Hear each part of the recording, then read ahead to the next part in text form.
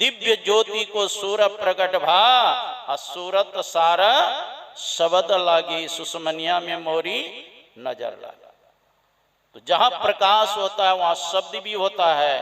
अपने अंदर में अनहद शब्द हो रहा है, उस अनहद शब्द में एक शब्द है सार शब्द। पूज्यपाद गुरु सेवी स्वामी भगीरथ जी महाराज गए थे ऋषिकेश, वहां परमार्थ आश्रम है, वहां के एक महामंडलेश्वर थे स्वामी चिदानंद जी महाराज। तो उनसे पूज्य बाप पूछे थे कि रामचरितमानस में जो दुआ है, जीवन मुक्त ब्रह्म पर चरित सुनहि तज ध्यान, जे हरि कथा न करहि रति तिनके ही पाषाण। तो महाराज जी एक तो ब्रह्म है और ब्रह्म से पर क्या है? तो वो कहते हैं ब्रह्म के ऊपर ब्रह्म। तो कहे ब्रह्म एक है कि दो है? तो चुप हो गए। तो पूज्यवा के साथ में एक राम शरण रमका गए थे, सुल्तानगंज के गुरु महाराज के शिष्य थे वो भी। तो कहते हैं महाराज जी तो चुप हो गए। तो बाबा आप गुरु महाराज के सेवा में रहे हैं, गुरु महाराज जो अर्थ बताए हैं और आप जो सीखे हैं वो बतलाइए। तो पूज्यवा कहते हैं एक ब्रह्म का अर्थ होता है शब्द ब्रह्म, दूसरा ब्रह्म जो शब्द ब्रह्म की उपासना करते हैं वो पर ब्रह्म परमात्मा को प्राप्त कर लेते। ऐसे जीवन मुक्त महापुरुष भी समाधि को छोड़ करके सत्संग से प्रेम करते थे। का जिनको सत्संग से प्रेम नहीं है उनका हृदय कैसा है? पाषाण अर्थात पत्थर। तो अपने हृदय को पत्थर नहीं बनाना चाहिए। गर्गाचार्य जी महाराज कहते हैं गंगा पापम शशि तापम दैन्यम कल्प तरोर हरेत, पापम तापम तथा दैन्यम सद्य साधु समागम। गंगा माँ में स्नान करने पर गंगा माँ मनुष्य के पाप को धोती है, लेकिन गंगा माँ के पाप को कौन धोते हैं? भगीरथ जी ने गंगा जी को तपस्या करके प्रसन्न किया।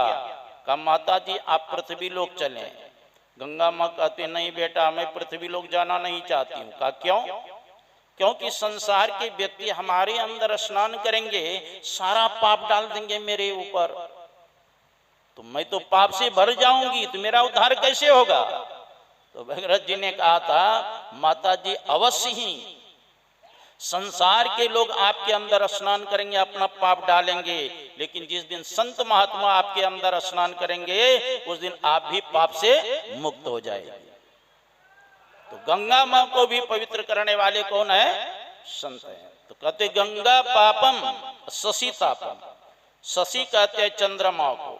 चंद्रमा दिन के ताप को रात्रि में हर लेते हैं, क्योंकि चंद्रमा का गुण है शीतल प्रदान करना। और दैन्यम कल्प तरोर हरे, और कल्प वृक्ष के पास जब मानव बैठते हैं तो कल्प वृक्ष मनुष्य का दरिद्रता का हरण करते हैं। तीनों का तीन काम। गंगा माँ मनुष्य के पाप को धोती है, चंद्रमा ताप को हर लेते हैं, कल्प वृक्ष दरिद्रता का हरण करते हैं। लेकिन संतों का संग करेंगे तब क्या होगा? का पाप ताप दरिद्रता तीनों का हरण हो जाएगा। काका मरने के बाद का नहीं सद्य साधु समागम। सद्य का अर्थ होता है तत्काल संतों के संग करोगे तुम्हारे पाप ताप दरिद्रता तीनों का हरण हो जाएगा। इसलिए कहा साधु दर्शनम पुण्यम तीर्थ भूताई साधव काले न फलती तीर्थ सिद्ध्य साधु समागम। इसलिए संतों का संग करना चाहिए।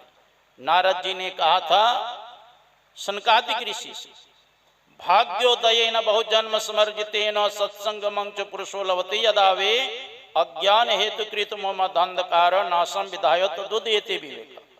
बहुत जन्मों का जब पुण्य पुंज एकत्रित होता है तब मानव को सत्संग प्राप्त होता है।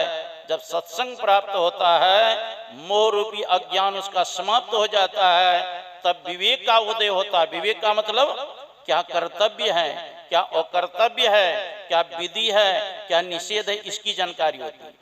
क्योंकि बिनु सत्संग विवेक न होई और राम कृपा बिनु सुलभ न सोई। बिना सत्संग का विवेक नहीं होता है और राम कृपा के बिना आसानी से नहीं प्राप्त होता है। इसलिए हम लोगों का संतों का संग करें, विशेष रूप से पूज्य वाक्य मुखार श्रवण करें। बोलिए श्री सद्गुरु महाराज।